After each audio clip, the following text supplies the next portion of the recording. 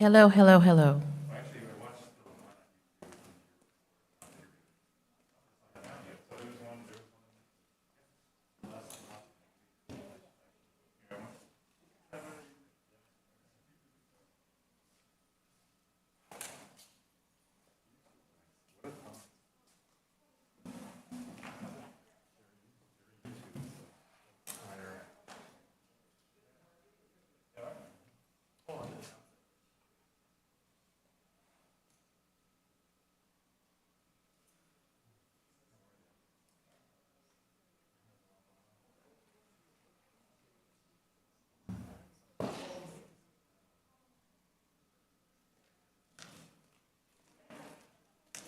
Hello there.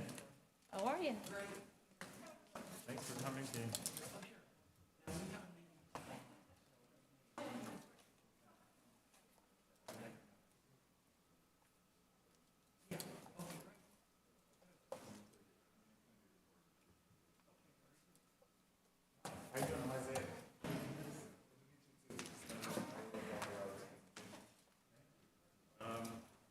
Yes, Kari's coming for it. Hi, how are you? How's it going? What's going on? Whose presentation? The president's, The president's? yes, we had to give it to Kari in the booth. Yeah, car will control Thank from the. you. Just go from the right, yeah. Oh, okay. You need me? Oh, you come in? All right.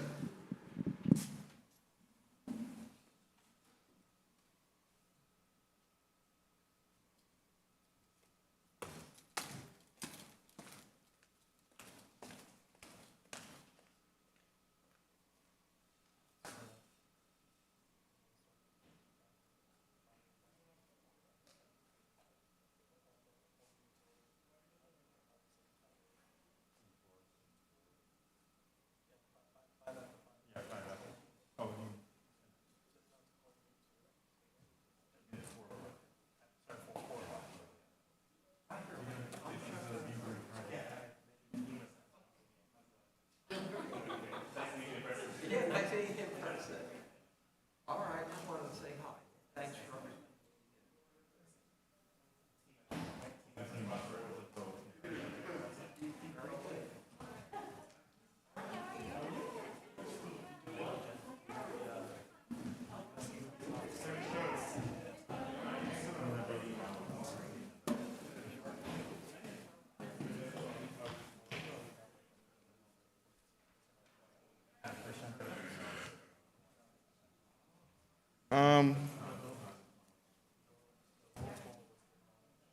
Take this off anytime.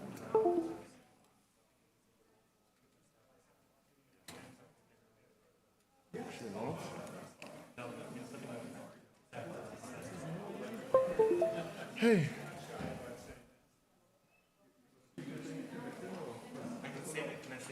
Yeah, of course. You can use it after. I want to put the president stuff here too. No problem. Stay with the desktop? Yeah, easiest way to find. This PC, desktop. Yep. Beautiful. I forgot how do you eject from a PC? Just come, yeah. Oh, that's the thing, right? Click. Trust me, I haven't done that phase. I'm reckless. I just pull off my. Wait till you lose something real, I know, I real, know, I real know. important. I like to live life dangerous. That's the most dangerous thing you see me doing in life. True, yeah? All right, so here what? So, where, This mouse working? yeah, okay. Your D? Mine, presentations.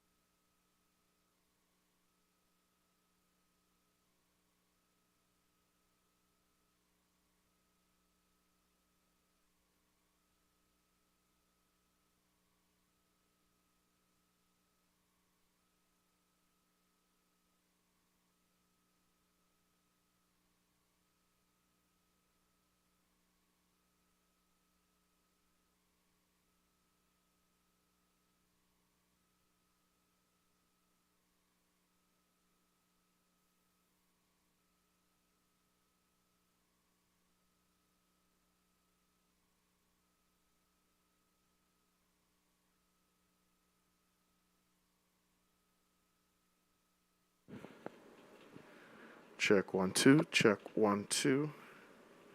Check 1 2. Check 1 2.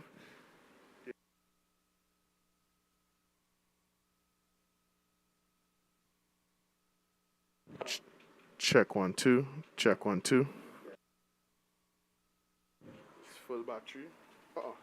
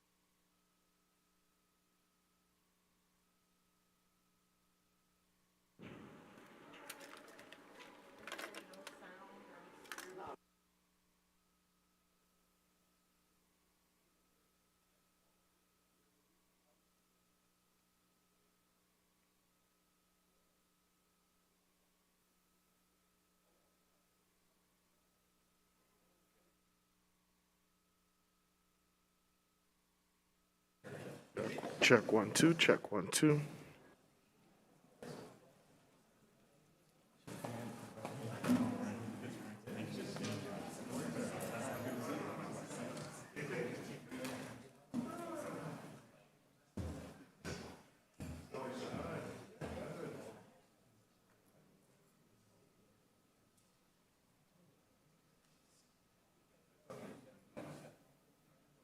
There we go.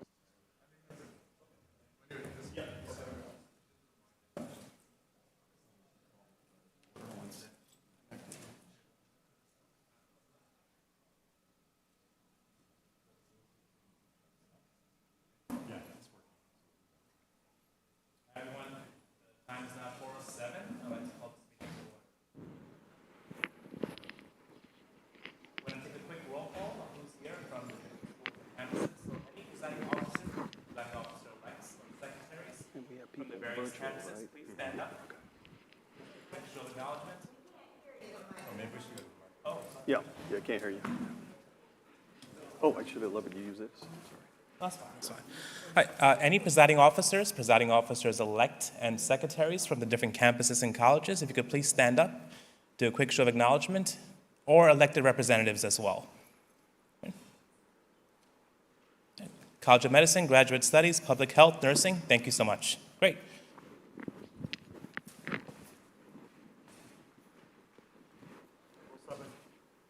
Chris, you want to go? Yeah. We'll take a report from Dr. President Riley at this moment, and then we'll proceed to Dr. Roman for the presiding officer report. Great. Thank you so much. Thank you, professors. Good afternoon, all. Good to be with you. It's so fun to finally be back together in the auditorium, and it's been a long 2 years, 2.5 years. And the first thing, because of the fact that we're together again, I just want to, first of all, is this, which one am I hitting the wrong button here? Uh-oh, it was, that usually happens. Okay. Always travel with a younger person than yourself for technology. This is Isaiah Washington, a proud graduate of our health policy management program here, and he's my administrative fellow, right-hand man, and chief of personal IT. So thank you, Isaiah. First slide, colleagues, thank you. You know, I can't begin any meeting where we're back together again without saying thank you for the tremendous work, all of you and your fellow faculty, your staff, everybody in your respective colleges, schools, and divisions for what they've done over the last 2.5 years. It's just been an amazing time in the history of the world, history of New York City, history of Downstate, and everywhere I go across the city and across the state, I brag about all the great work we did together down here. So sometimes we don't say thank you enough And that's why I wanted to say publicly thank you to all of you for what you've done, the sacrifices. I know the sacrifices many of you made. I know some of the family things you were dealing with in terms of COVID and managing your own family and children and parents. I've had to do the same thing in my family, plus do the day job of running Downstate. So I'm not oblivious to the stress and strain over the past 2.5 years that the COVID era has brought on all of us. So thank you very much.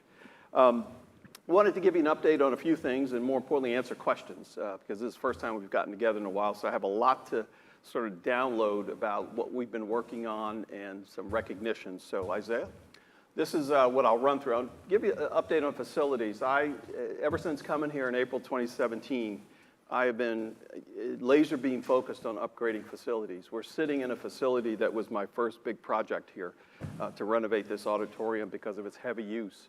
Grand rounds, lectures, et cetera, and I think it's done pretty well. I'm still not happy about those railings. Where's Mr. Minto?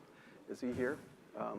I still want those railings down. I have fights with him because he said it's fire code and all that, but yeah, there's certain things still I want to do in here, in fact. So, but again, facilities are getting a lot of focus.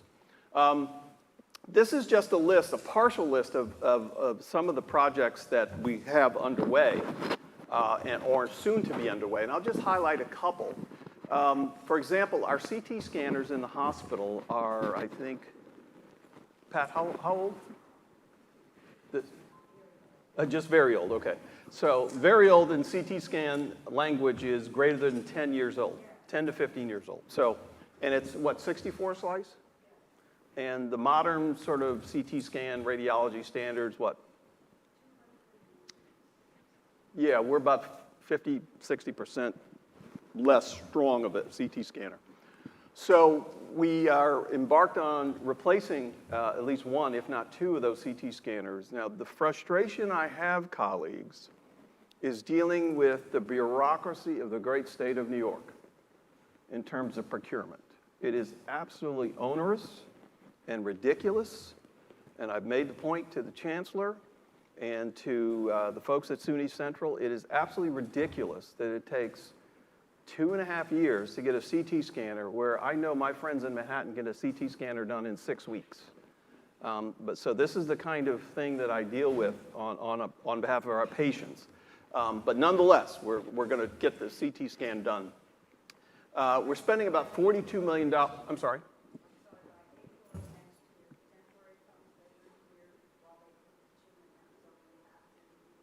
Right.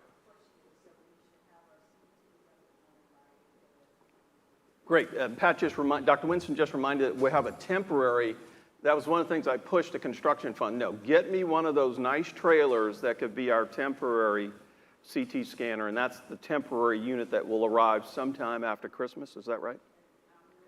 November, okay, between Christmas and the holidays. So again, that's part of how I try to challenge our leadership to say, look, okay, we got this bureaucracy. How can we work around the bureaucracy? And it just struck me one day, well, I've seen these portable CT scanners around the country. Why can't we get that? So thank you, Dr. Winston. You and your team got that done. So that'll be here very shortly, as she said. We're going to spend, let's see, well over $60 million redoing the electrical grid in the hospital. Remember, the hospital was built between 1963 and 1966, so the electrical grid is very old, and that's what we refer to as the electrical segregation. So there's lots of code changes that have gone on over the years in hospital construction, so that we're trying to catch up. We're doing a lot of HVAC replacements, a lot of mechanical systems, stuff you can't really see. It's behind the walls, in the basement, in the roof, et cetera. But it's critically important we do some of these infrastructure upgrades because it's patient safety, quality, and the functioning of the hospital. We're going to do the interventional biplane replacement. That's a $7 million project. We have to replace flooring in the nursing stations. Now remember, this hospital was built in 1963, 66. We got to be careful when we pull up flooring because of asbestos, right? So there's a whole protocol which we have to follow when we do that. We're doing medical gas upgrades. Obviously, during the era of COVID, no hospital was built to have 200 people on oxygen at any one time. So this kind of forced the issue in terms of medical gases, et cetera.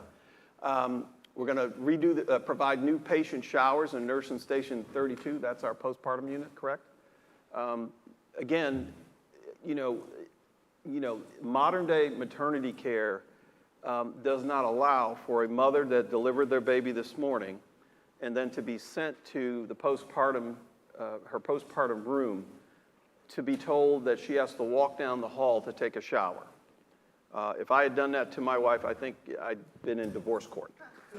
So this is another one of my pet peeves about our structure, but we're going to address it by putting patient showers in the postpartum rooms. Renovation of the IV compounding room, the cardiac cath lab is going to be renovated. Another project I'll talk to you that everybody is excited about, that's the new cafeteria. And then we're doing cellular infrastructure. Remember, cellular signals are variable throughout the hospital and the campus, so we're doing an upgrade there. And, the deficiencies in the domestic water distribution. Remember, we had Legionella found in our pipes, and we've had, 8 pipe breaks? That's just since I've been president. It flooded the basement, and, so we have a lot of, again, aging infrastructure that we're trying to keep up with. So that's roughly $150 million that we're going to spend. That comes through state appropriation and our state advocacy, some of our campus funds too. So it's quite expensive.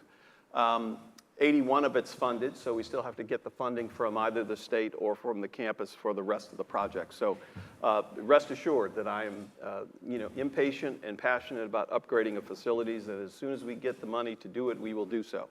Next, Isaiah. All right, let's talk about the cafeteria. This has been a project, again, that I've heard from all of you in some of the surveys when I first got here. Why can't we have better food service, better cafeteria? So I made the decision to proceed with a major expansion and renovation of our cafeteria, because the cafeteria just doesn't serve the hospital, it serves the entire campus. And we need more meeting space. We need more space for you to sit down and have lunch and have a conversation with your colleagues about your work, for students to sit and study together where they can eat and congregate. So the architects have finished the final work. I believe the final work has been done. Is that right, Pat? Yeah, so bids have all been opened. We've signed the package, and we're supposed to start when?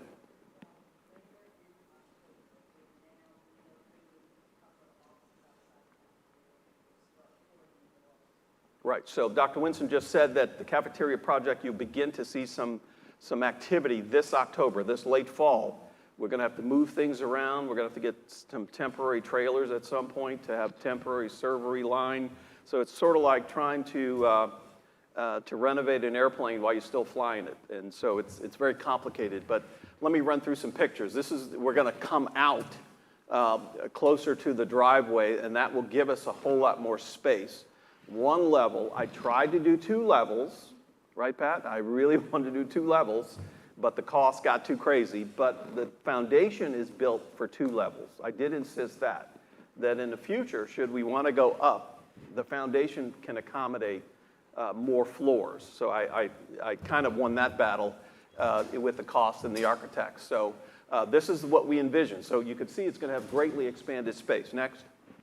Again, a bird's eye view looking down. This is a fire exit for that, but you can see how much more room we gain by coming out into closer to the driveway. Next. Some renderings of what we want the look and feel. We had 2 days worth of architects bringing us samples of everything. We all met as a group. We picked the things that would be the most aesthetically pleasing, but to my mind, what is the most easy materials to clean, to maintain, that have longevity, et cetera, et cetera. So we really did press the architecture firm and the designer to not just bring us pretty things, but bring us pretty things that are durable, can last, make sense in a high-traffic institution like us. So you see a little bit of the color palette that we decided on, those nice big pendant lights hanging down. There'll be high-top tables as well as tables to sit and move around. Next.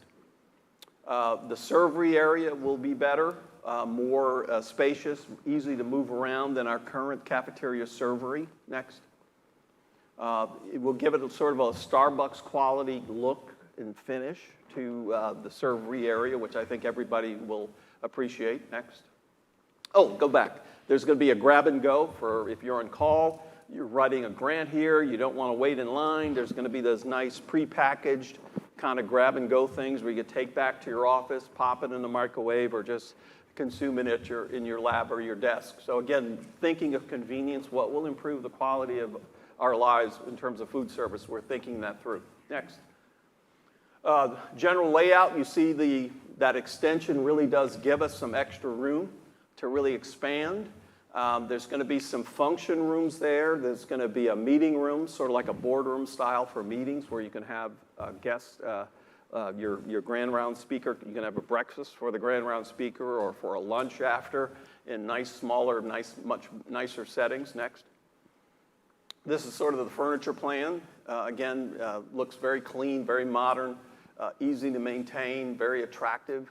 You can see all the seating. Again, we gain by this sort of this move out further into the driveway, abutting the cafeteria. So again, I think it's going to dramatically increase the amount of capacity. We get a lot of folks from Kings County coming over to eat at our cafeteria because there's not many eating options in our neighborhood. So again, we know we have to build for that capacity as well. Next.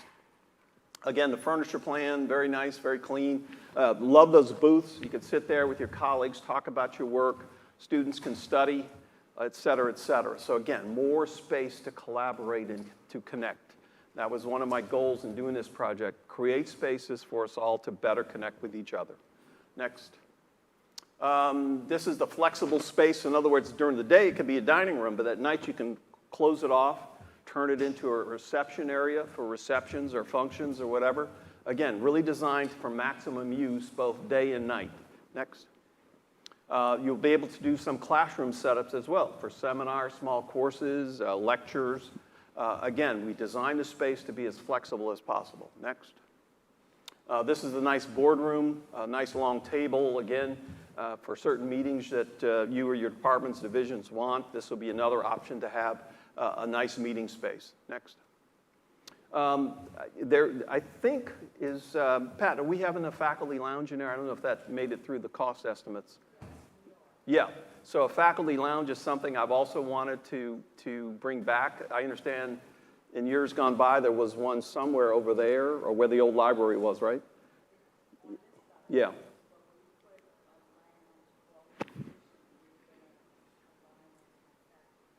Right.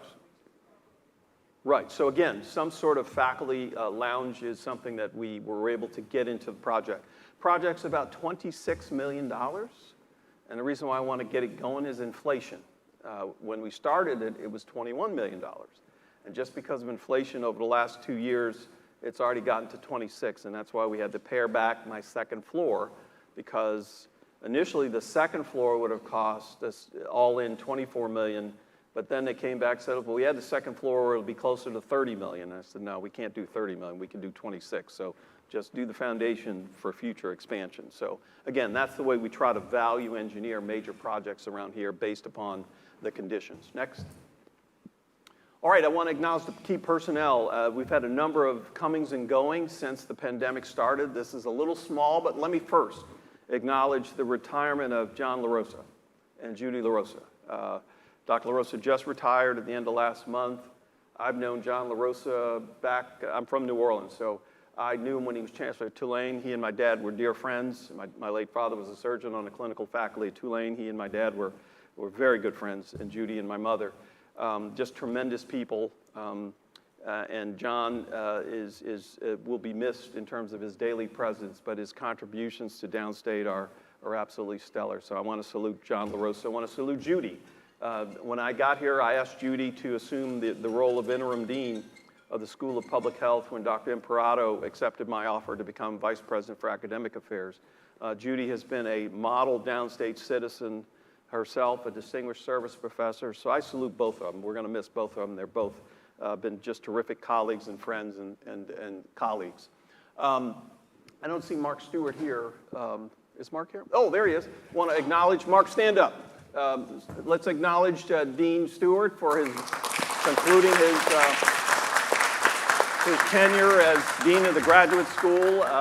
Mark was with us during the COVID era as part of the Executive Management Council, just did a terrific job. And Mark, thank you for your distinguished service as Dean. We didn't have a chance to do a celebration for you, unfortunately, during the summer, but please know how much we acknowledge and salute your great work and leadership over these many years. So thank you very much.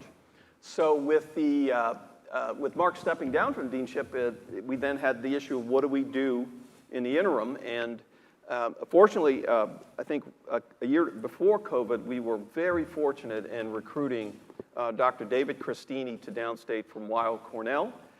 David was recruited as our first senior vice president for research. And because he had been in a somewhat similar role at Weill Cornell, it kind of hit me one day, wow, he could be a wonderful interim dean at minimum to pick up the portfolio from Dr. Stewart. So I want to salute Dr. Christini. Thank you for taking two hats, David. Thank you. Let's give David a round. The next thing is any good leader starts to bring in a good team, and David recruited Dr. Marcus Lambert, who many of you know, as the Vice President for Research, Strategy, and Operations.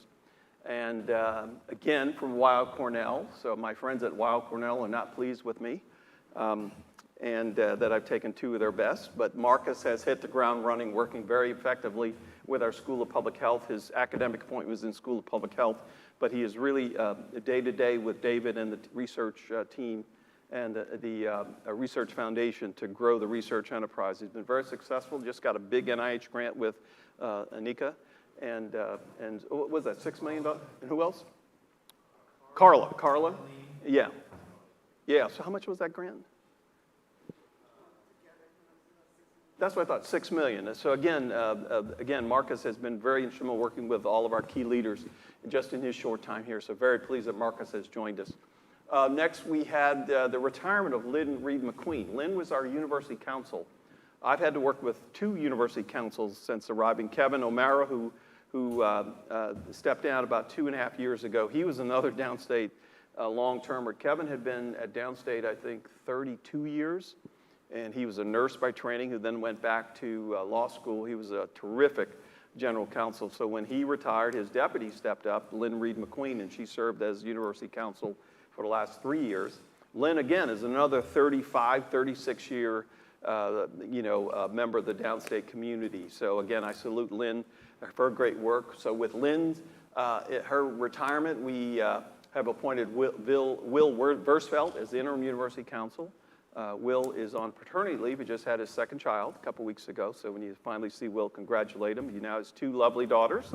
And so very pleased that Will has stepped into the role as our university counsel. I will tell you, colleagues, the legal issues that I deal with on a daily basis is amazing. And we have, I think, 7 lawyers that are in our in-house legal office. And then they're supported by the SUNY legal general counsel office. There's legal issues that hit my desk every day.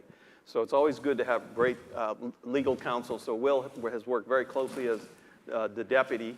So he's the interim now, and we're doing a search. We're required to do a search per SUNY guidelines for our new university counsel. So we won't probably conclude that till probably Q2 of next year. Next, Renee Poncet, our former vice president of audit and compliance, retired. She tried to retire twice, and I talked it out of her. She finally said, nope, Riley, that's it. I'm retiring. But she does work, I think, maybe 10 hours a week for us. But needless to say, she had planned this very well in that her number one in her department, Shoshana Milstein, was appointed as the vice president for audit and compliance. And Shoshana has just stepped into the role seamlessly. Shoshana started here, I think, in the medical records room, and then got her bachelor's degree in something. And she's been here for 22 years and just a tremendous expert in compliance, audit, and so forth. So again, it's been seamless in terms of that backfill. Next, we recruited Dennis Sutterfield from Temple University. Is Dennis here? No, we were fortunate to get Dennis as our vice president of information technology. It was particularly resonant with us that he was at a big health system, Temple in Philadelphia, where he was in charge of EHR implementation, outpatient billing system implementation. So he really understood the hospital kind of IT stuff we needed, plus the university. So Dennis has been a tremendous asset to our institution as well. Next, we have Jamie. I see Jamie up there. Jamie, stand up. Jamie is our Senior Associate Vice President for Human Resources. Jamie, let's give Jamie a welcome. I will admit, colleagues, HR is not where I want it to be after 6 years.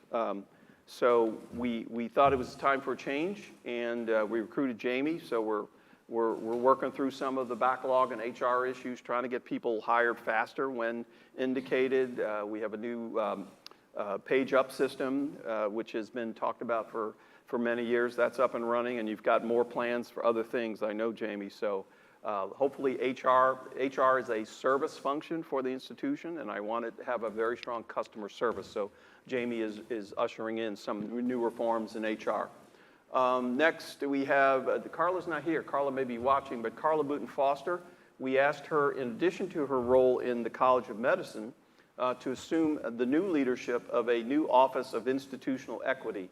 And so Carla remains a faculty member in medicine, remains an associate dean for diversity research and education in the College of Medicine, but has also taken on another portfolio as the first vice president of institutional equity.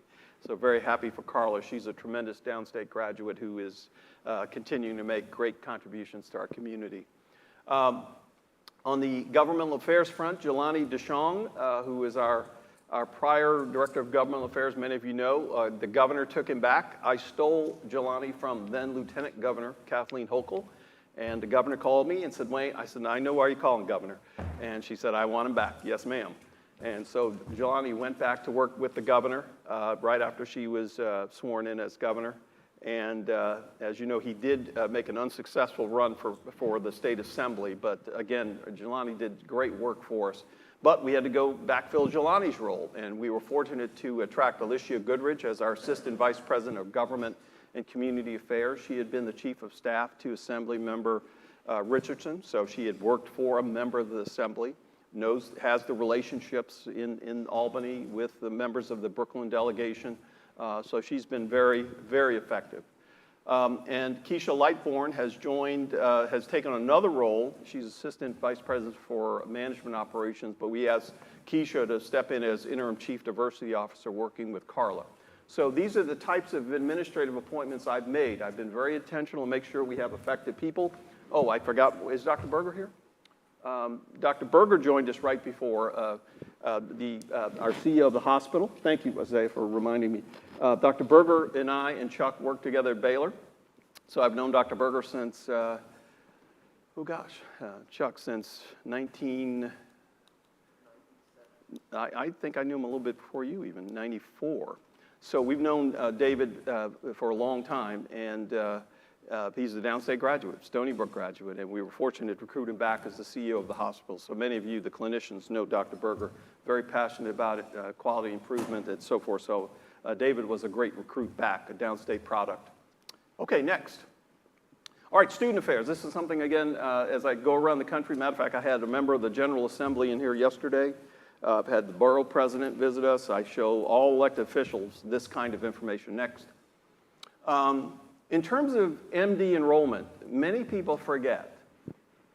Downstate, at least in 2021 and 22, had the highest enrollment of any medical school in New York State. And in the SUNY system. So we're the largest medical school by enrollment, not by number of buildings, not by research dollars, not by all those other metrics, but just butts in the seats, as I say, studying medicine. We are the largest SUNY medical school. We have the largest medical school in New York City. In New York City. The only other institution in the entire state of New York that's larger than this in terms of enrollment is New York Medical College in Valhalla. And that is obviously Westchester County, so they're not New York City. So again, we're the second largest medical school in all of New York State. And you can see the rest of the medical schools, we're 2 times bigger than the new Zucker School at Northwell. We're bigger than Rochester. We're bigger than that free tuition school, Grossman, right? So again, sometimes we forget the impact we have in terms of education here in New York. We're the 22nd largest medical school in the nation out of 155 accredited allopathic medical schools.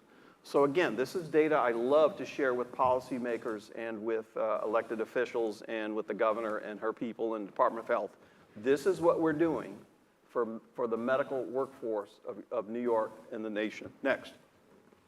In terms of MD enrollment, we've made great strides. I can tell you, when I was a candidate for the presidency of Downstate, the Board of Trustees was not happy with Downstate. The level of Black and Latino representation in our MD class was abysmal. And I remember the last conversation I had with then Chairman McCall before the vote installing me as president was, he said, Riley, you've got to get that fixed. It makes no sense that Downstate has such low Black and Latino student body in medicine, given our community here in central Brooklyn. So we've made some changes. We've reformed the medical school application process. We've appointed a new dean of admissions, Dr. Anthony Joseph. We've sent the admissions committee to holistic training, et cetera, et cetera. So this is the evidence of it, colleagues. You have to be intentional about diversity work.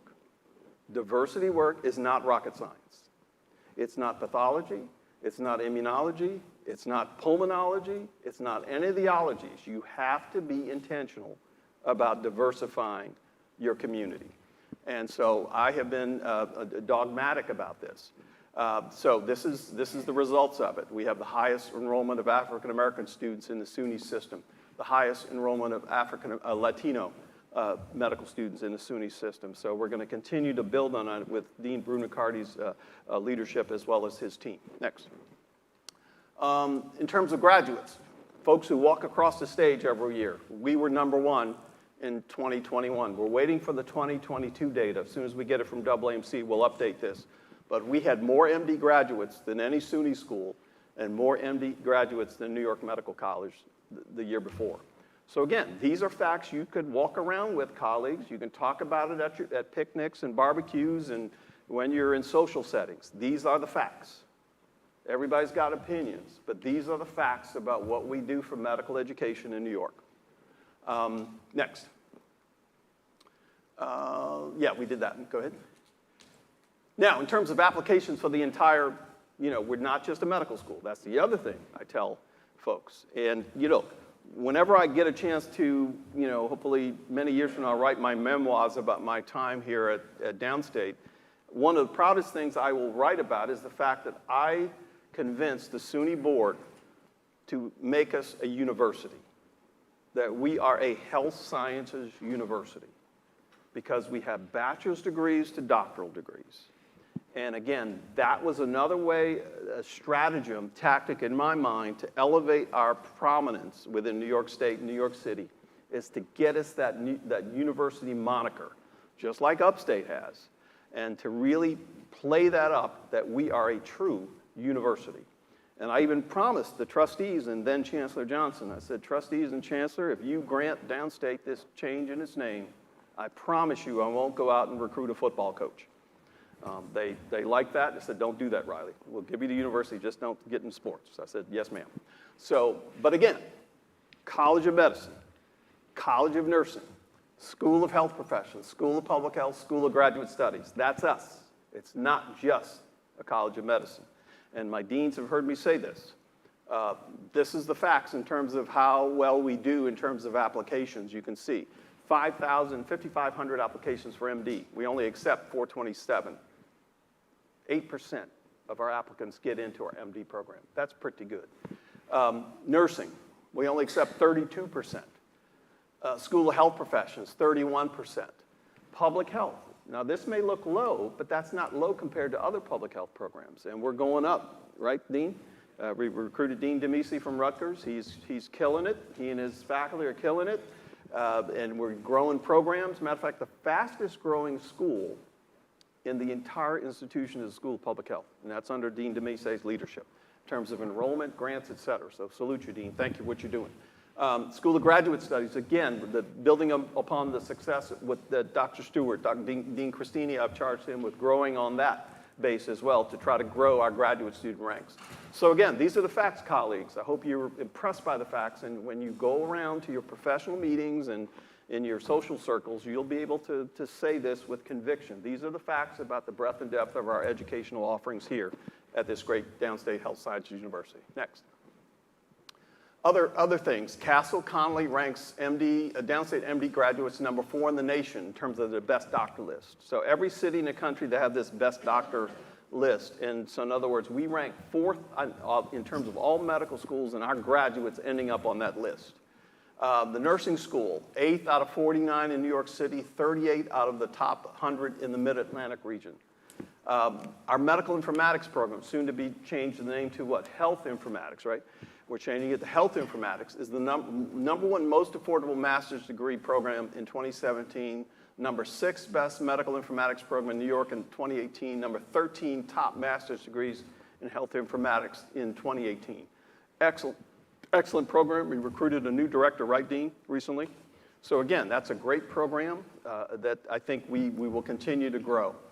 We have obviously a lot of residents and fellows, 958, 51 HCGME accredited programs. Our MD residency, 70% stay in New York State, 70%. Another fact that I'm very aggressive sharing with policymakers, and 65% remain in New York City, and I think about 20% or 18% stay at Downstate for their residency training. Again, very impressive. And we have a Downstate Biotechnology Incubator, which ranks 2nd in most New York startup New York's companies. So again, our biotechnology efforts really taking off significantly. Next. All right, let's go to the good, the bad, and the ugly. This is the ugly. Next. This is the, what address is this, Isaiah? 329 Clarkson. Thank you, Bernadette. 329 Clarkson, colleagues, unfortunately, is NFL, not for long. This has been taken from us by the great state of New York. And this is a battle that I fought with the then Cuomo administration. Out of the blue, one day, we get a call from somebody saying, oh, we hear you're building affordable housing. I said, no, we're not. Well, a day later, I got another call that informed me that the state of New York had decided to basically do a land grab of foundation property. This is owned by the Downstate Foundation, leased to the university, to build affordable housing. And I immediately picked up the phone and called then chairman of the Board of Trustees, McCall. He didn't know anything about it. They had never told the SUNY trustees. I called the chancellor. She didn't know anything about it. So this was one of those kind of political things that happen in New York, where a decision is made to do things, I argue, not in our best interest. As I told one of the governor's people, then governor's people, I said, look, I'm not in the affordable housing business. I'm in the healthcare and higher education business. And again, I fought it as hard as I could until Chairman McCall said, Wayne, give it up. We lost the battle. So we're going to lose this. Next. This is it. You probably park in it. Some of you walk by it all the time. It's it's kind of a building I wanted to take down anyway, but I wanted to take it down for us, not for affordable housing. But it's been decided at my levels above me. Next. Now, we will keep it until probably March of 2023. They wanted to take it over in December. We kind of did some maneuvers to push that past the winter, the worst of the winter. So we won't lose it until probably the end of 2020, end of March. We'll lose 340 parking spots. I know that is painful. It's painful to me.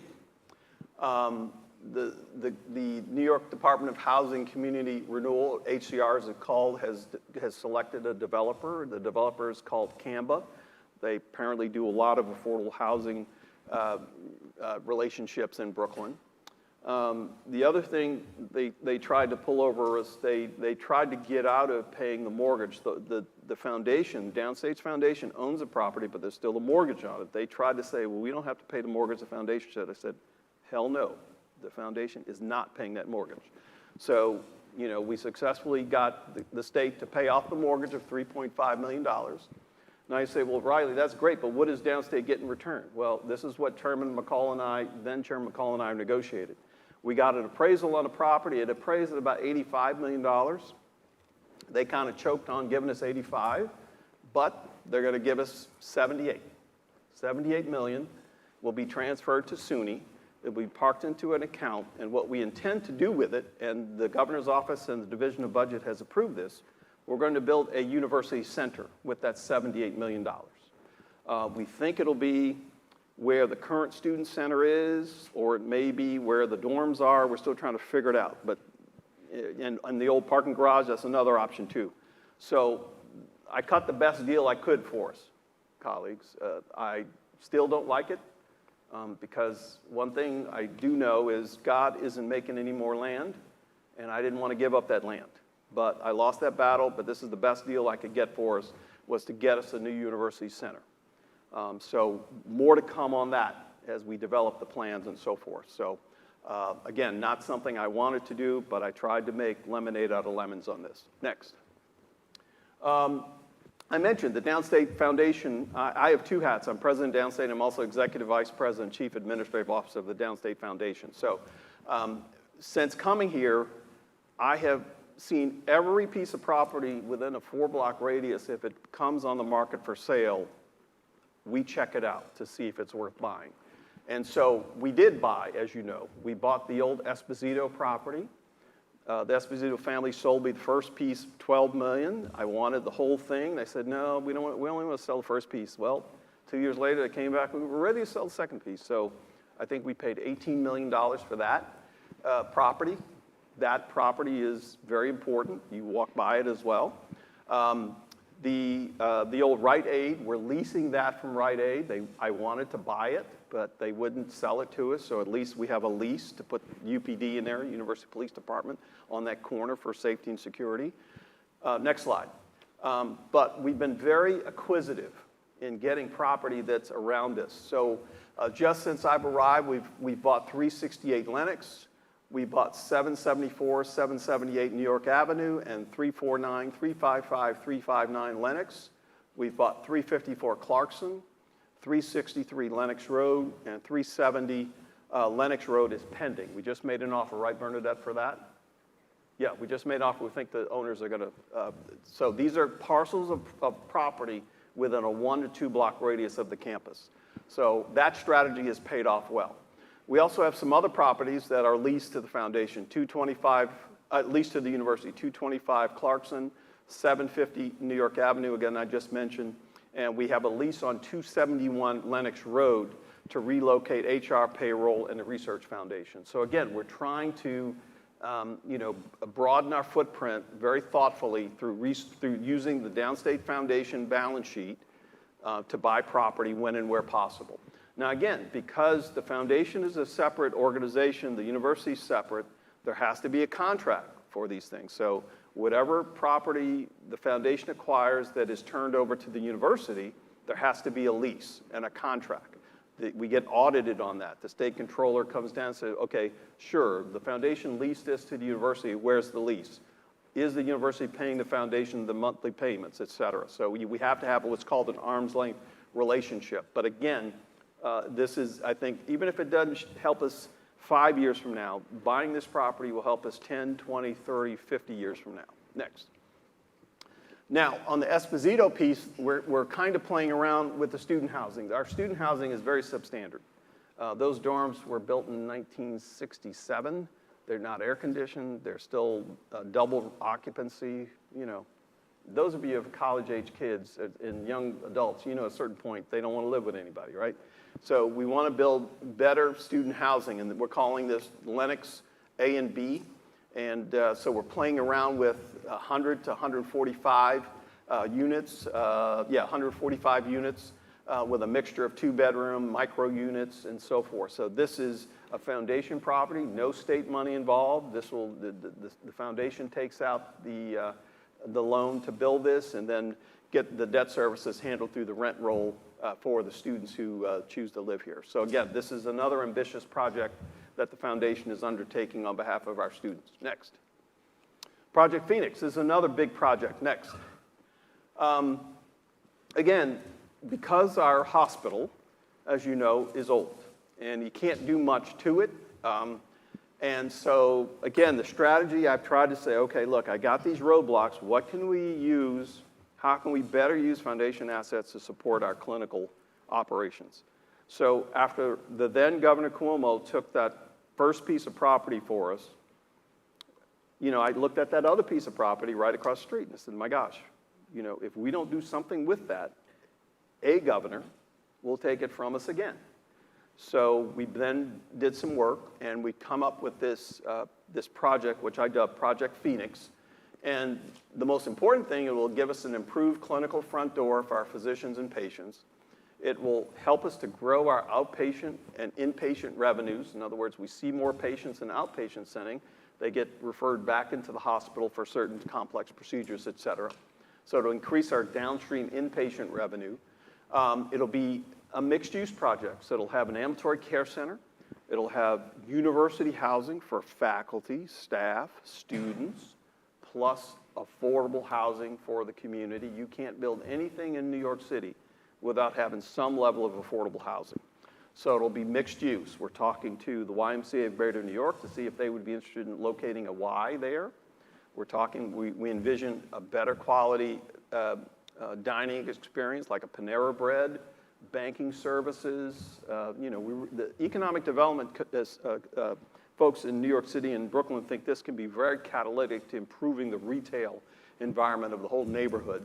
So that's why we're working through the zoning process now, get the zoning changed and allow us to do some creative things. Again, it will require no state money.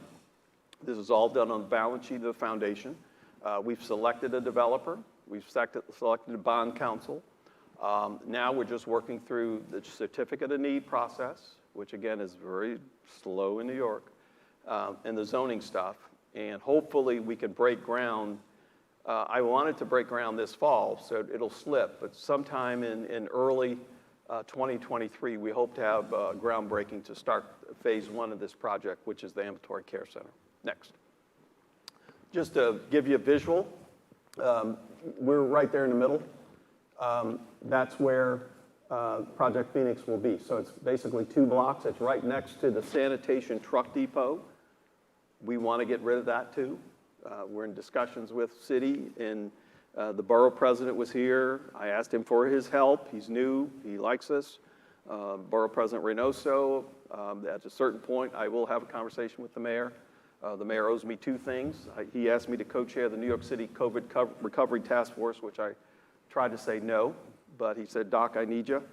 And I finally consented. And then, you know, no good deed goes unpunished. He called me again and said, hey, I need you to be on the New York City Life Sciences Council. I said, okay, Mayor, I'll do it. But at a certain point, I got to go to Mayor. Look, Mayor, you got to help us out here. So hopefully, you know, we can, you know, leverage that relationship that I built up with the mayor to get that sanitation thing moved. Next. This is just pretty pictures, how we think it could look. It's not the final design, but to the left is where the ambulatory care center would be, and the green is the housing, and then the other part is partially housing and mixed retail and other amenities. Next. We're working with the community boards. One thing that will kill a project in Brooklyn, if you don't work with the community, they will kill it. So Alicia Goodrich, our new Vice President of Community and Government Affairs, has been meeting with the community boards. I've been meeting with elected officials, sharing this so that we know we're not going to do anything to harm the community. We're purposefully saying this open space here will be accessible for the community. So we want to configure Project Phoenix in a way that the community could have some benefit. I envision having Saturday morning farmers markets here, just like they do at Borough Hall on Saturdays, where you know, you buy fresh fruits and vegetables and other things. this would be a great benefit for the community. So again, we're thinking about the community in the way we build the building. The neighbors on the backside on Winthrop, we don't want to do anything to put them in shade perpetually, due to the angle of the buildings. So we're looking at all angles to make sure we get strong community support for this project. Next. Just another sort of relation to Kings County, the project. Next. Finally, University Hospital at Downstate advocacy. Next. I spent a lot of time on hospital issues, colleagues. This is an interview I gave the City and State newspaper, which is widely read by policymakers across the state of New York. And you can see the very provocative headline. I was quite happy with the headline. Some of my SUNY superiors weren't happy with me about this, but nonetheless, I made the point that the state needs to step up. We stepped up when the then governor and his people called me in at 9 o'clock on a Friday night to say we were going to be COVID only. They never made us whole for what we did. Primetime CNN special on what you and our community did during the darkest days of COVID. And I brook no compromise in my advocacy for what we do for our patients, for our community, and for this hospital. So again, this is still a work in progress. We got $25 million extra dollars in August. The way the state of New York works, they'll give you a little bit of this and a little bit of that. So, and they kept saying, you're going to get more, Riley. We're just going to give you the 25 now. And, the governor's got her election coming up. And I said, I know. So you got to play politics at this level in support of the institution. So, again, I will continue to advocate vigorously for University Hospital Downstate, which is critically important to our work as educators, our work as clinicians, and to serve the great community. The other thing that did make it into the state budget last year that Governor Hochul signed, I have been pitching to build a new hospital here.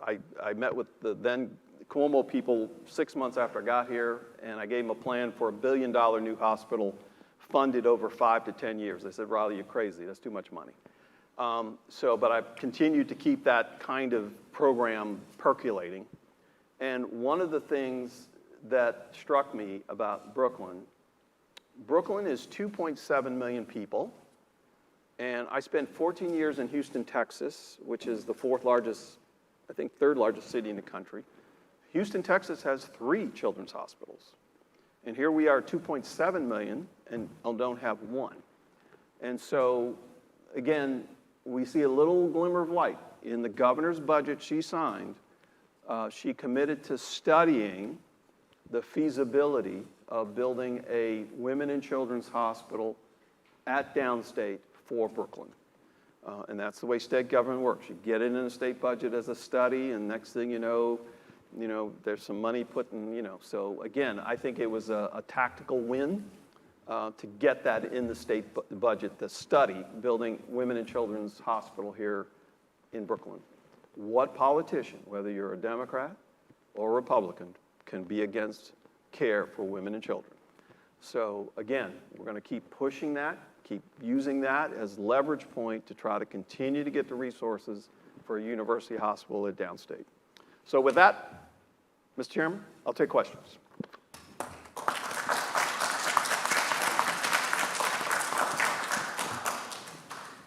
No question is off limits, please. Thank Yes. you, President. Yes. Dr. Viz. Yes, Dr. Viss. In terms of facilities, one of the problems is our patients, or the families, they do not have any parking facilities, and obviously that also impacts on the hospital finances. Right. So what are your plans about parking for visitors? Yeah, thank you for raising that, because I should tell you the old parking garage, which I closed because it was structurally unsound, when I closed it, my first request was, can we build a new garage? And the Division of Budget for the state of New York said no. New York State is no longer in the garage building business. So as a result, we then have to sort of say, okay, how can we get garage capacity? Because we needed, but the state won't let us build more garages.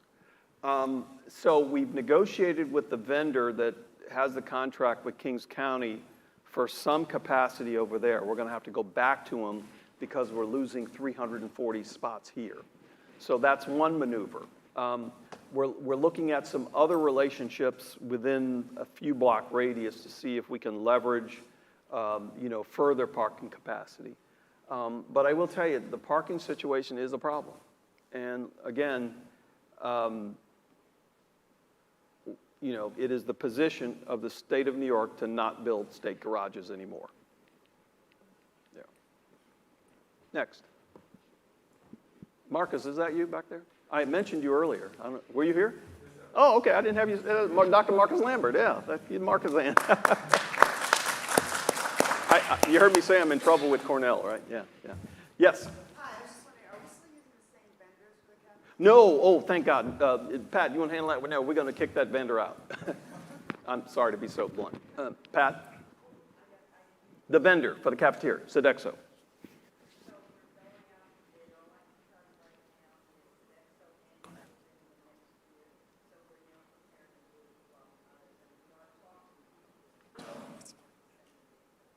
Yeah.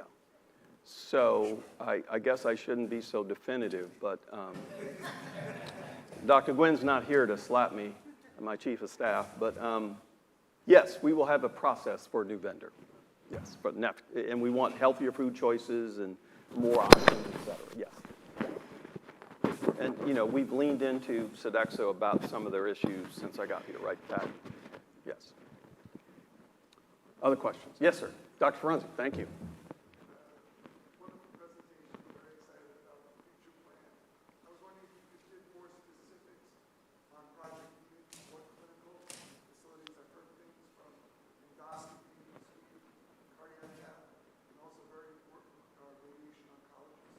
Yes. Great question, Bob. I took that slide out. Where's Isaiah? Did I take that slide out with the programming? Yeah, pull it up. Yeah, because we have another slide I kind of pulled out here, but Isaiah, we put it back up for me. Yes, the short answer is we need procedure suites. Right now, much to my chagrin, when we have a routine colonoscopy, we have to take up an operating room to do a routine colonoscopy. It's just not the way you should be doing this. So yes, it'll be, this is another one of my policies. You don't build buildings and put offices in new buildings. You put revenue generating space.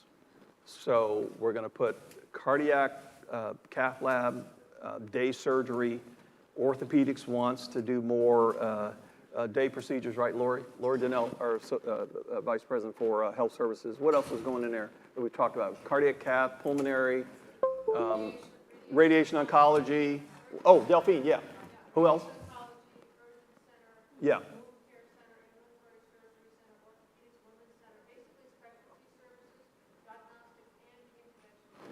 Yes, absolutely. And we have we have a big kickoff, right, Delphine? Some of you got the memo. We need a all-hands-on-deck approach here. So, so do we have this? Here it is. Yeah, there it is. You had it there. So, again, preliminary. We're still working through the issues, but this is where we're kind of landing in terms of what's on the ground floor, level 1, 2, 3. So we're building as 3 levels. Top floor will be infusion center, cancer, a laboratory, women's health, specialty faculty practice with 8 exams, 1 procedure room. Level 2, ortho, sports medicine, rehab, 16 exam rooms. We'll have some flex space because we want to leave some space for future expansion, for future clinical services. Cardiovascular and pulmonary, there you go. That's in your lane, right? Again, I know, so you can do bronchoscopies and other, thoracoscopies, et cetera, et cetera. Ambulatory surgery center, pre-op, PACU, procedure suites, urgent care. That's another urgent need in the community is for urgent care. No appointment, walk in, walk up. We want to have that because that generates referrals into our faculty physicians and for the hospital. Interventional cardiac diagnostic imaging, PET scan, ultrasound, x-ray, wound care, hyperbarics possibly, radonc right there with the LINAC. Some of this is going to be done directly by the hospital. Others will form joint ventures with organizations and companies who can do this, who can sort of seed fund some of this. So no, we're very ambitious about this. We're just trying to tinker with the right mix. It's, trying to make sure, and then, like I said, we have a developer who's done this before. The developer is going to front load a lot of the financing for the initial building in compensation for a long-term lease. The foundation doesn't want to sell the land, but they're willing to sign a 99-year lease with a developer to do some of this stuff. So, great question. I'm sorry I pulled this out. Yeah. Yeah, you want to follow up with that? Yeah, quick follow-up. I was going to ask just two follow-ups. Sure. One, will there be any physical connection, bridge, tunnel, in campus? Yeah, that one, unfortunately not. The city planning won't let us do that. And again, but this was my issue with giving up the parking lot, because if we had not had to give up that piece, I could have envisioned an L-shaped connection to the campus. It's a little too far to do this, yeah. And this will be a boon to our cardiovascular Yes. services. So do you foresee the return one day of cardiovascular services? Absolutely. So again, we couldn't do it now, but aspirationally, I want neurosurgery back here. We just recruited a terrific young neurosurgeon back here to Downstate. I do want cardiovascular returned at some point. This will make it easier, yes. Anika and then Dr. Augenbrough. Nika, yeah. Oh, no, that had to be tabled during COVID. Obviously, we just couldn't, sort of program that. But that's something that we want to do in 2023 is to look at the Office of Philanthropy. Yes, it was something that we had to table during the COVID era. But yes, we are thinking about that. Dr. Augenbrough, yes. No primary care there. No. We're not putting primary care there for a simple reason. You lose money on primary care. We're going to put primary care elsewhere. So Pat, help me out. We are close to, did we sign a lease for Empire? Yeah, Empire. We're going to put family medicine over on Empire. We're looking at... redo some of the first floor where the clinics are, because when we move a lot of this stuff out, we Right. don't have more room to make, primary care here and. Right, exactly. So it's not that we're not going to build primary care capacity, Dr. Armour. We're just not going to put it here because it's too expensive. Primary care, you have to put it in a place where it can generate revenue. And you can't do it in this type of building. But yes, we are committed to primary care development, but more like a hub and spoke model. And the primary care would include pediatrics, family medicine, internal medicine. Yeah. And we're also looking at maybe does it make sense to change some of our clinics to what's called FQAC lookalike status. The reimbursement tends to be better. You capture 340B revenue if you do that. So Dr. Berger and Delphine and the great folks over there are looking at all, Lori Donnell, they're looking at all these options to try to build up primary care that will augment specialty care. The specialty care will augment the primary care. Great question. But it won't be in this building, but hear me loud and clear. We will build primary care capacity. Dr. Yes. Katz. Plan for increasing classroom space, because we could increase, the size of our student body, and thereby bringing in more tuition revenues, and DPT brings in a lot of tuition. Absolutely. Yeah, again, this is something that all the SUNY presidents have been begging the governor and chancellor. We need more buildings. And preliminarily, if we were able to get appropriation from the state, for the university, not the hospital, we can build another building that would be right next, it would take up the Grove. You know where the Grove is now? We would probably build in the Grove. Some more classroom capacity. But again, I got to get the legislature and the governor and the SUNY system to do it. But yes, that's always on our radar. We need to improve the educational space we have, but we need more educational space because we can't grow programs. Remember, the governor just announced she wants more nurses. And I told the governor's people, we'd love to do more nurses, but I got to have more classrooms. We need more space for occupational therapy, the DPT program, the OT program, medical informatics. Your dean is wearing me out about all the stuff you guys need, believe you me.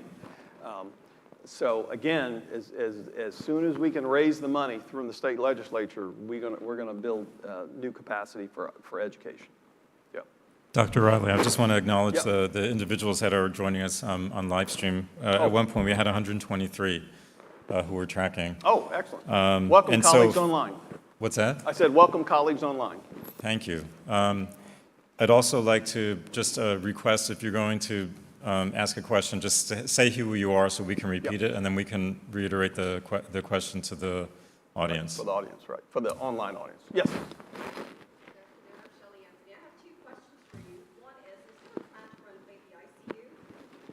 I'm sorry, say that again. Is there a plan to renovate our ICU, medical ICU? And two, with the new construction, the plans for new construction, is there a way for us to factor in parking in there?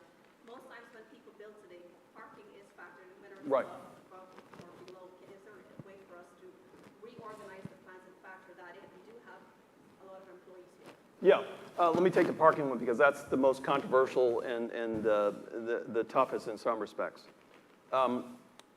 Again, the New York State policy is they do not want garages built with state dollars. That is I disagree with it violently, but that is the position of the Division of Budget. So you have to figure out how do you work around that, right? So in the foundation, we don't have that hang up about parking. So in Project Phoenix, we have to have patient parking, obviously, for the ambulatory care center. And so again, that's what we're working with the developer and the architect to try to figure out, should we go down with parking or should we go up with parking at Project Phoenix? So again, because it's a non-state project, that's easier. But anytime you do it on state land, we run into that prohibition against building parking garages.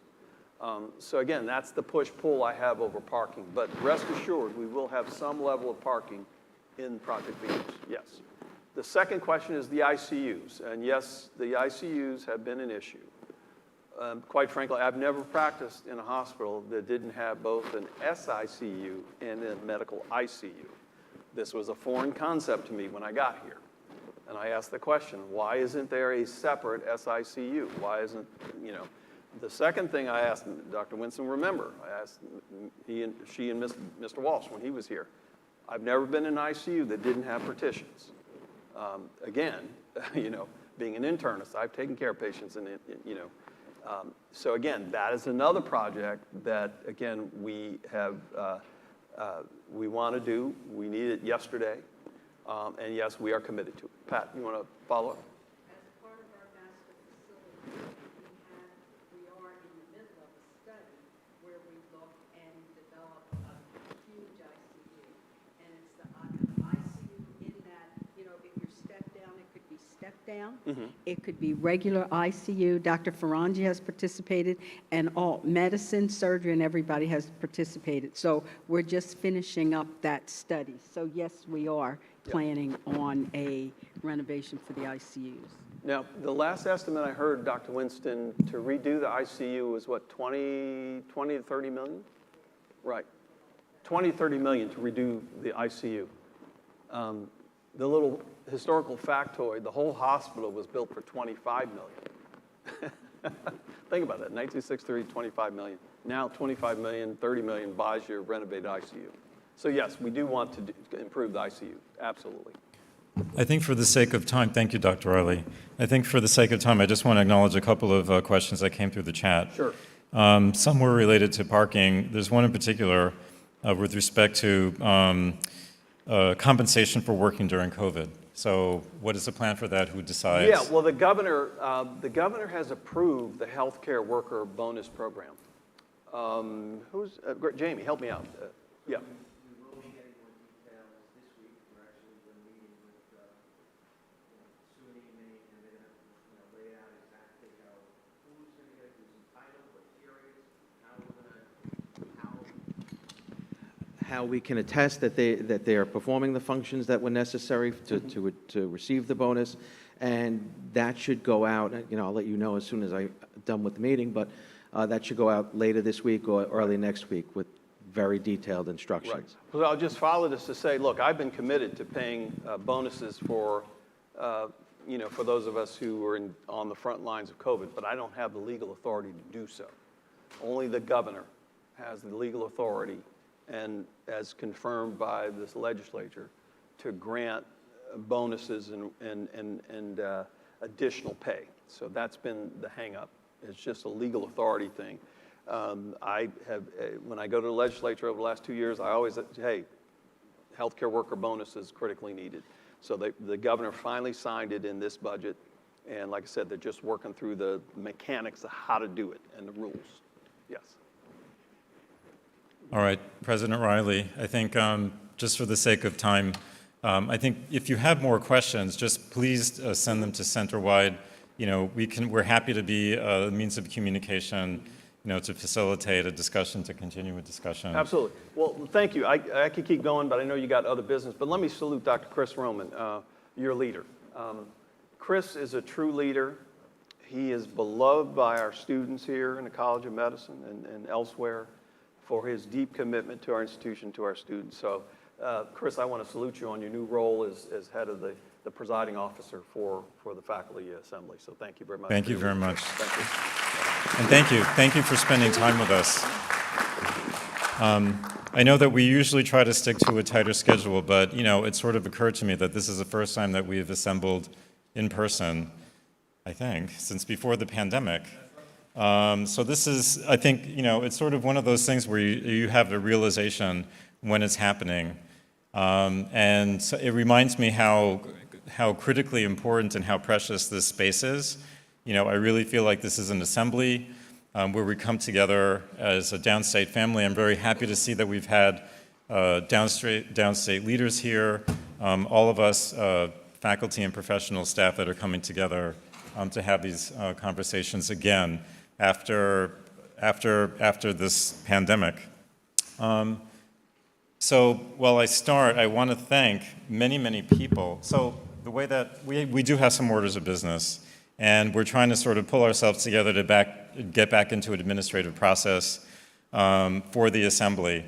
And so this is kind of a practice run, and it feels like we've never done it before because we really haven't done it in 3 years.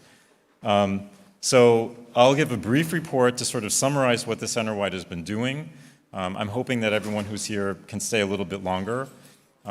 Part of the function of some of the members, the officers of the Centerwide, are to participate in SUNY-wide faculty and staff governance, and so the senators have a report.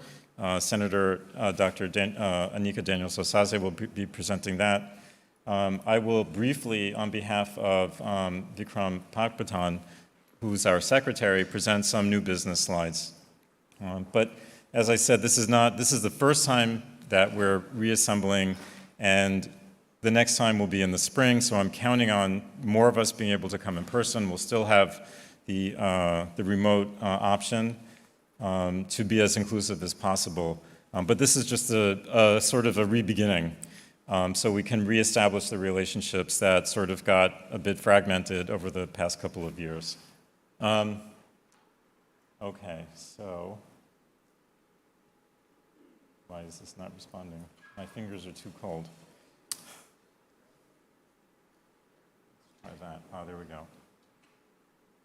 Okay, so very briefly, this is what I'm going to be talking about in just a couple of minutes.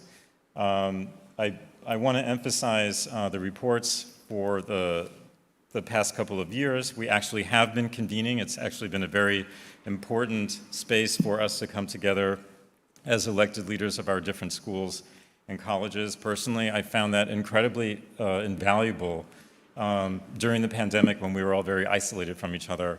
And that was a very important space for us to sort of share in that experience and how that it was affecting us professionally and personally in the different schools. All right, so just to remind everyone that it is our charge as faculty and professional staff. We have an obligation to participate in the initiation, development, and implementation of the educational program of this facility.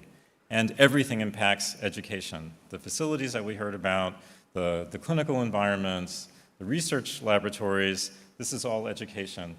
And so we have to, it's our obligation, it's our charge to be partners in administration, to serve an advisory role, to advocate for our constituencies, to represent their points of view about how what change might be necessary and how change that's proposed might affect our constituents. And so the purpose of having this body is so that we have an anticipatory, as opposed to a reactive approach to how to deal with challenges to our campus. And so what we're trying to do in the committee now is to develop relationships with all the leadership and key stakeholders so that there is a dialogue and a rapport that we can build upon, so when that something comes up, then we know who we have to talk to and how to collaborate. So what is the Centerwide? It's composed of the elected representatives of the 5 schools and colleges. This represents sort of an aspirational view of the representation from each school. There are 2 representatives, a presiding officer and an officer-elect. And then there are elected Centerwide officers, and this composes the executive committee, which includes me as presiding officer, Dr. Alan Noren, the new presiding officer-elect, the senators, we have 4. They'll introduce, and I have a slide, alternate senators and a secretary. So in 2021, we were a rather incomplete body. And again, this was for a variety of reasons. We just say it was a pandemic. And we were trying to pull ourselves together. Some of us were pulled in other directions. And I did want to acknowledge Dr. Schwartzman, who was the past presiding officer and had to step away so he could take a leadership role in his department at that time. And that's when I stepped in. And so since that time, we've had elections that you all know about. And this is now the full complement of our executive committee, the elected officers of Centerwide, which includes myself, Dr. Noren, Vikram Pagpatan from SOAP, who just left, but who was instrumental in organizing this, Dr. Daniel Saze, one of our senators, Dr. Lori Hopner, who's not here today, but I think Megan might be here, Megan Hall, Dr. Hall, Dr. Viswanathan, who is now a senator, and Dr. Ferguson, I don't know if she's, there you are, thank you. And then the alternates, we have Dr. Orman, who was here, I think she just left, Martella Rooney, Dr. Jasmine Thomas, and Dr. Fisher. And so this is who we are, plus the presiding officers and elects. All right? So we're a very diverse, interdisciplinary body of faculty and professional staff that represent all areas of this campus. I don't know of another forum in which you have all of these different voices that come together to talk about issues that impact really all of us. And so it's always a discussion where we're learning more about, the individual struggles that every school has, the challenges that our colleagues in different health professions have, how they have to engage with the clinical environments, with this infrastructure, with budgetary constraints, that sort of thing. And so that's very unique, and I think that's the most valuable thing that we offer as an advisory and advocacy body. So our charge, I think, is reflected in what the different subcommittees of this organization do. So we are supposed to review, assess, and give comment on educational policy and curriculum. We are supposed to partner in reviewing plans, status, policies that relate to research, resources, planning, and this campus budget. We're supposed to be involved in development, implementation of staff and faculty policies, nominations and elections, bylaws that you'll be hearing from Dr. Perkins, and also our educational facilities in the library and the Sim Center. So what was happening the past couple of years? 2020 That was a pandemic. However, I would like to acknowledge the efforts of a past presiding officer, Dr. Nick Pennington, Dr. Schwartzman, and also former Senator Dr. Brigitte Desport and Soap. They participated in a Back to New Normal group that was really instrumental in helping us navigate through the environments that we had to maneuver through during the pandemic. Last year was really regrouping. There were a number of leadership transitions, and that's when I became presiding officer. I think one of the very important connections that we all made were through affirming our commitments to diversity, equity, and inclusion because of everything that was going on during the pandemic. And that was really something that I think brought us all together. The bylaws was also in need of a way overdue overhaul. I think the last time that they were reviewed was in the 1970s, and that was before the School of Public Health existed. And so technically there was no representation of the School of Public Health in our bylaws, so that was clearly not acceptable. And so a number of very generous and committed faculty, including Kathy Perkins, she's going to talk more about it, and Brigitte Desport, were involved in doing this massive overhaul to modernize our bylaws so they reflect who we are and how this body should work most effectively. And you'll be hearing about that. One of the ways that we tried to engage was actually with Dean Betty Smith, who was here earlier, for the search of Jamie Greco. And so I think that was an example of how much it matters that there is involvement of governance in searches, particularly at the campus-wide level, because that's how you really can know about us and know what the concerns are. And that's an incredible source of wisdom in making huge, high-stakes decisions for people in leadership roles. This year, I'm calling it the Year of Mobilizing because we're building on sort of regrouping and getting ourselves put together administratively. We did have a campus visit, which was really exciting, by Dr. Keith Landa, who's the University Faculty Senate. That was in February. And then Downstate hosted one of the SUNY-wide plenaries, co-hosted it with SUNY Optometry in April. So not to take too much more of your time, but I think having the UFS president come visit was very significant for a number of reasons. That was the first time that there was such a visit to our campus. And so that was really a unique opportunity for us to make a case for ourselves, to tell our story, to tell somebody who sits on the board of trustees, from our point of view, what we thought the problems were, how we felt about our relationship to SUNY, and what we were hoping that he could do to advocate on our behalf, right? So not relying on people from other parts of the state who don't know New York City, don't know who we are, to tell our story, but to do it ourselves. That was very meaningful, and many of us came. There was also a campus tour that was arranged. He met with President Riley and our hospital leaders. And just very quickly, it was a very significant tour. He toured all the hospital. He talked to all of the outstanding staff. I think in that picture on the lower left, there's one of our former senators, Dr. Mehta. So I think he really got a sense on the ground of what was happening, and he could take that back to SUNY and to the Board of Trustees to help advocate. I didn't think a tour would be complete without having him see the Arthur Ashe Institute. This is, I think, speaks to the heart of our mission. And so very fortunately that Ms. Faven Araya was there. And he didn't know about it. That was extraordinary to me. He was like, wow, this is so amazing. I didn't know this was here. And so I think that's the value in having these types of relationships. Similarly, at the plenary, that was very important. I think for me as a sort of a novice at this, we had a very strong representation with Dr. Hopner, Daniel Sosaze, Dr. Orman, who were all able to attend.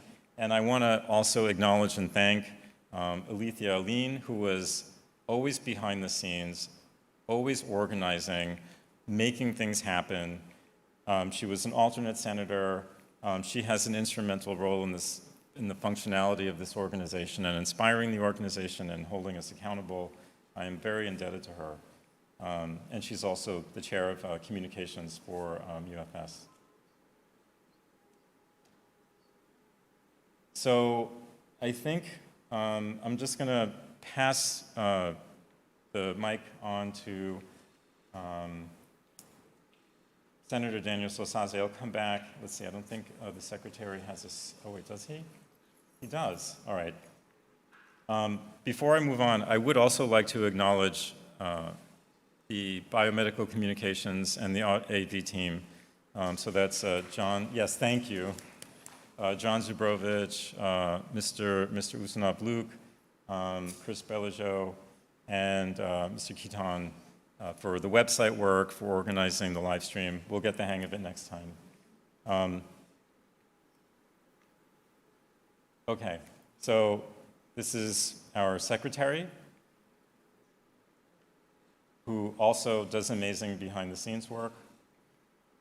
So I think what we're trying to do now is make up for years of lost time by bringing the website for the Centerwide up to date, so it really can serve as a clearinghouse for information and as a means of communication. So we can document these meetings, we can have links to YouTube videos, which I know there are for this committee, and so that's a work in progress. And so we will, with this, launch regular communication when there are updates that we want to share. If anyone is interested, there are announcements page that you can access through this QR code. This is all from Vikram's handiwork. He's brilliant at this. I cannot do this at all. I am very grateful. So please take a look at this. Again, we're all very thankful for past and current people who are serving. We also want to acknowledge UUP. The past UUP president, Rowena Blackman-Stroud, and also we'd like to welcome the new president, Raditha Abrams-Nichols. That's a very important partnership. And we also want to acknowledge our colleague, Brigitte Desport. As I said, she was instrumental in the Back to New Normal committee. She's an exemplary professional, incredibly smart, does really impactful work in intensive care. And she was also acknowledged this month for celebrating National Hispanic Heritage Month. And so I just want to salute her. She is a role model for me. She's incredible. I also want to, again, welcome. Hey, this is a picture you got up there, Dr. Noren. We've worked together a lot. We're basic scientists. We love studying lymphocytes. That's what we do for a living. And so, again, I think this builds on rapport and relationship that we can build on and expand. And so we've worked together on thesis committees, stuff like that. So the future is looking good. A couple of announcements. There's a community health fair. And I guess Vikram has it lined up that we do the bylaws next. So is that okay? We can do bylaws quickly? It's up to me. Okay. All right, so we're going to mix it up, and Anika will go next.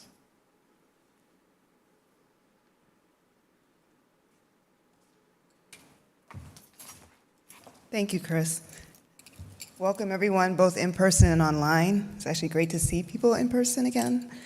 It's been some time since we've met, so there are several resolutions that were discussed. In the interest of time, I'm going to try to go through them fairly quickly. If there are any questions, please feel free to email me through the Outlook system, or you can also go to our website, which can link directly to the resolutions that I'll be reviewing. I will start with the resolutions from the 189th plenary, which was in fall 2021. I believe that's the last session that we did not get to discuss with you as a body. So I will let you know what the resolutions were and what the votes and decisions were for each. There were 5 resolutions. It was held October 9th, 2021. The first one, presented by the Governance Committee, was a proposal to amend the University Faculty Senate standing rules. And this resolution was to formally authorize virtual plenary meetings while identifying in-person as our typical modality and specifying how to keep our amended standing rules in accordance with the all face-to-face language that was found in the bylaws. So in terms of the vote, there were 39 for, 4 against, and 2 abstentions. So the vote passed for us to be able to have our hybrid meetings. The next resolution came from the Communications Committee, which was labeled Executive Budget Resolution, and that was to influence development of Governor Hochul's executive budget so that the New York State becomes a national leader in sustainability and equitability, supporting and advancing SUNY and CUNY's core academic mission. We had 43 for, 0 against, and 2 abstentions.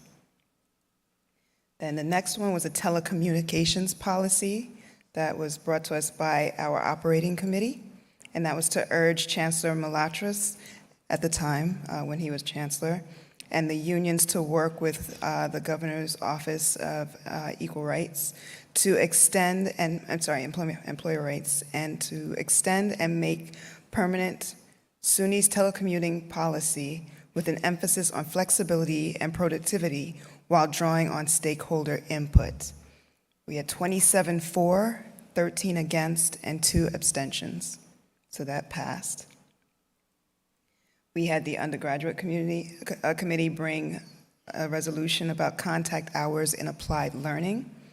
And the resolution was to urge the chancellor to make SUNY's 1976 policy on applied learning contact hours congruent with current New York State regulations. We had 38 for, 1 against, and 3 abstentions. And then finally, for this plenary, we had another undergraduate committee resolution in support of the AAUP joint statement. And that was to reiterate SUNY University Faculty Senate's commitment to education about racism and American history to make SUNY UFS a signatory on the joint statement by AAUP on legislative efforts to restrict education about racism and American history, to urge campus governance bodies to endorse the joint statement, and to encourage all members and leaders of SUNY governance bodies to educate their communities on the dangers of such described legislation and the importance of racial equity and academic freedom. So there were 38 for, 0 against, and 1 abstention. Those were all of the resolutions for the fall 2021. Now we will go to the 188th plenary, spring 2022. This was April 24 of that year. And these are resolutions there are 2 resolutions. The first one came from both the Operations and Governance Committee, and it was labeled the implementation of 360 reviews for SUNY management confidential employees. This resolution requests that the chancellor direct campuses to implement 360 reviews of management confidential employees, that the cycle of reviews is accessible to campuses, and that support for the process is made available by the system. We had 33 for, 13 against, and 2 abstentions. The second resolution was for holistic student space, and this was brought by the Student Leadership Committee. This resolution requests that the chancellor direct campus presidents to ensure that there are both physical and virtual spaces available to support the holistic wellness needs of students, including plans to promote and maintain these spaces once established.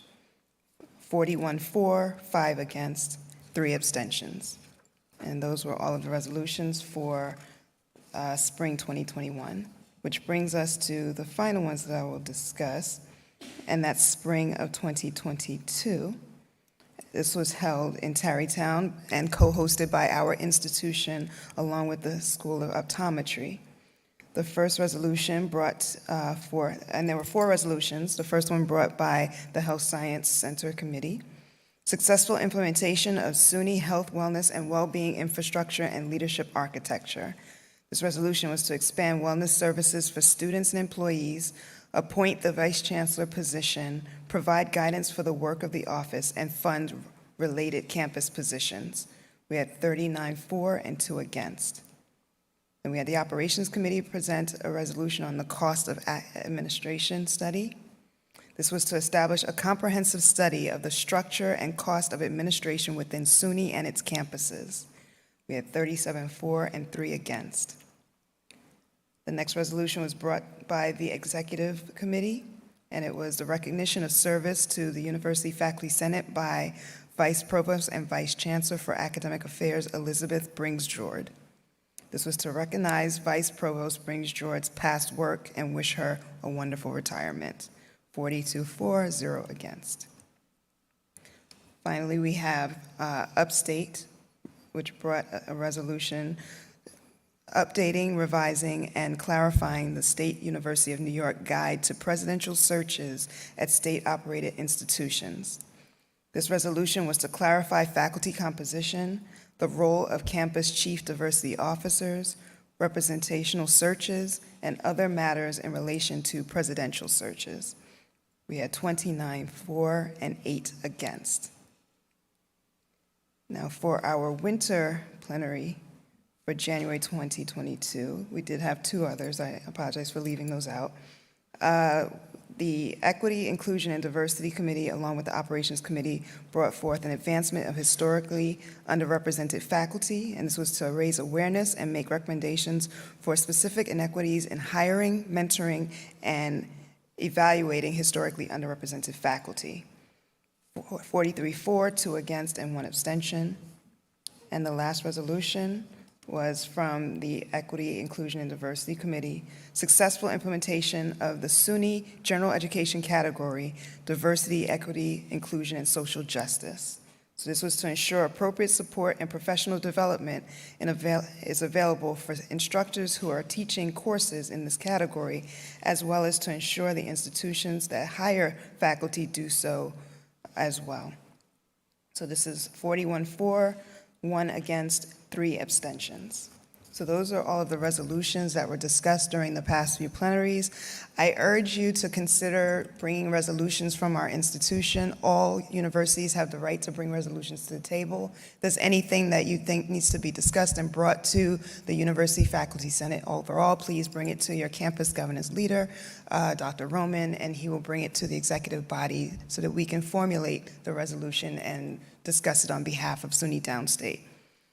The last thing I will mention is that during the pandemic and the social unrest that happened in 2020, each campus was urged to come up with a statement on racial equity and social justice. Again, in the interest of time, I won't read the statement. It's about 2.5, 3 pages long, but it will be available on our website. So please take time to go and visit our website. It has been upgraded. It has the statement there for all of you to review and other information that's pertinent to the Senate. So I just want to say thank you very much for your time. And again, any questions, please forward them to me via email. Or can we take one question? Yes, Dr. Stewart.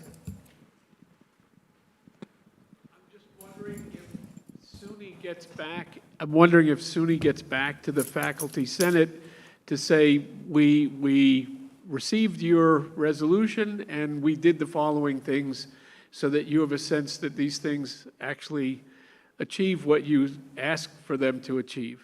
Yes, they do. So during our plenary sessions, that's when we discuss all of the resolutions that are brought forth, and we publish the votes so that people know what's happened. Now, the next stage is what is the action of the chancellor? And that's something that we take as a charge as governance leaders and senators, and we have a question and answer session for the chancellor during each plenary to ask, what have you actually accomplished based on the resolutions that are given? So that information we can always bring back to you after we return from each plenary. You're welcome. Okay, thank you.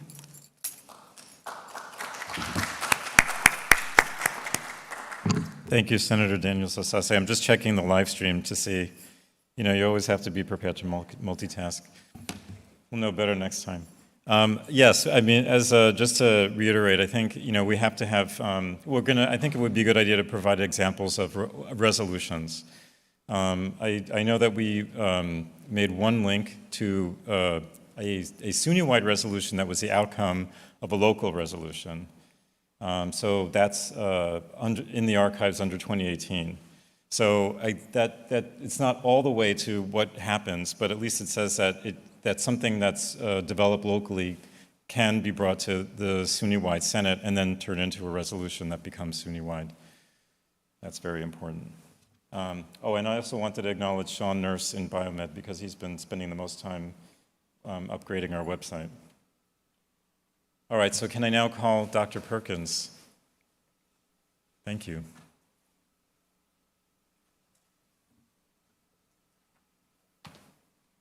Hi, I'll be super brief. So I'm Catherine Perkins. I've been chairing the Bylaws Committee for Centerwide. So our bylaws were written in 1973. So we've been doing a huge overhaul. It's a reorganization of the bylaws as well as an updating of the bylaws. Here's our current committee. We have membership from all the schools and colleges at Downstate. I want to thank this committee for working hard and for the collegial attitude of every person on it. It's really been a joy to work with them.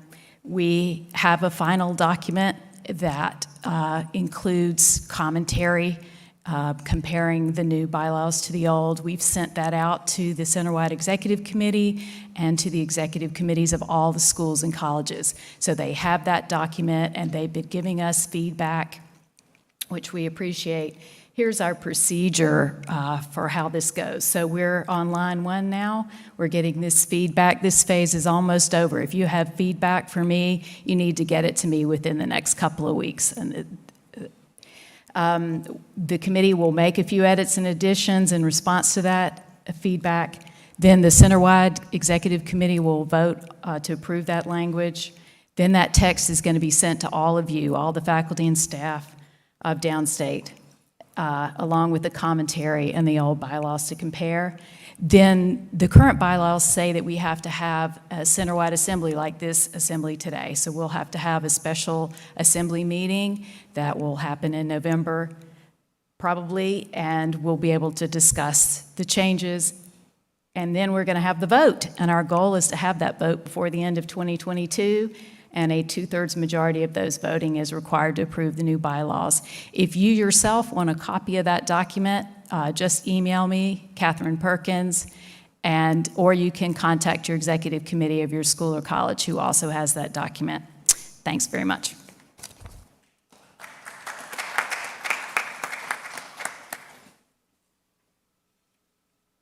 That it was a lot of work is a profound understatement.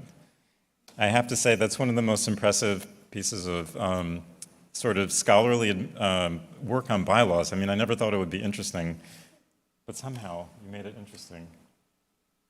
Let's see. So I think, let's see, how are we doing?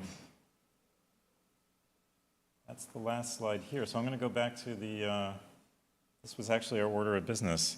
So just to round us off, I think, is there any unfinished business or new business from the audience? And I should have my phone so I can look at the lights.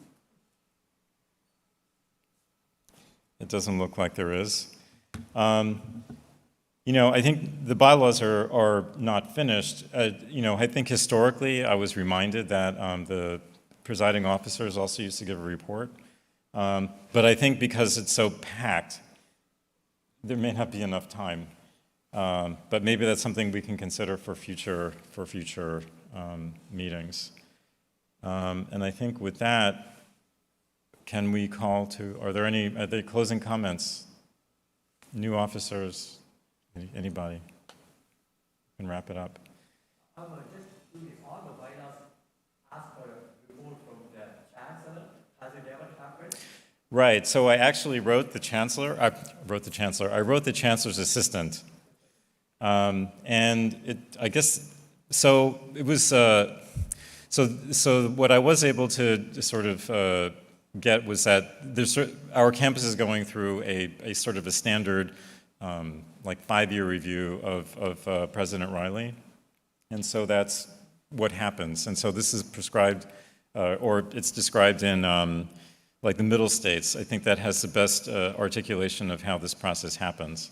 So it's sort of a sampling of points of view across different areas of the campus, leadership, stuff like that. It's not meant to be comprehensive.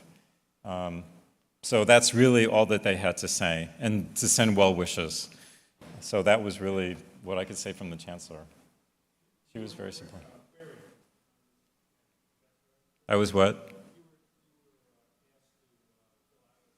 Yeah, so the assistant vice chancellor, who is, I guess, in charge of doing these presidential reviews, reached out to a number of people on campus. I don't know how many.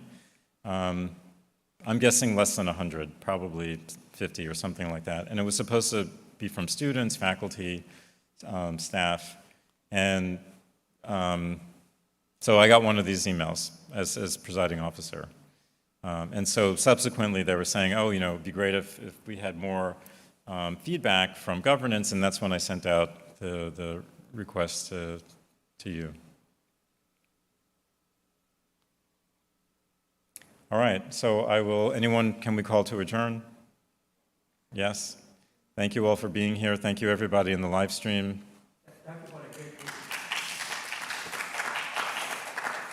Thanks for being here.